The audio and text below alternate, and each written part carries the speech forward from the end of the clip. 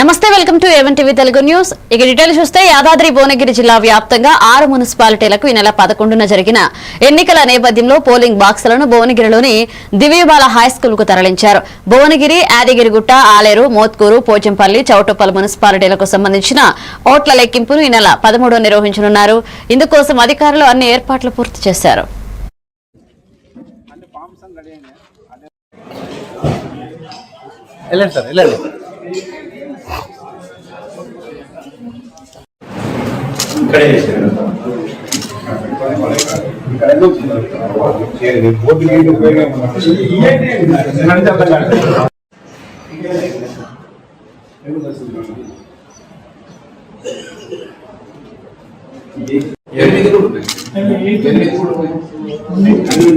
Ward వారి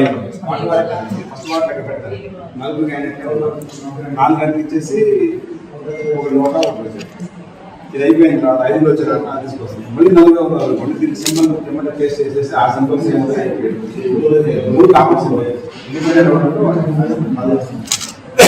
ఆ ward అక్కడ అందరూ బయటికి పంపించేసారు.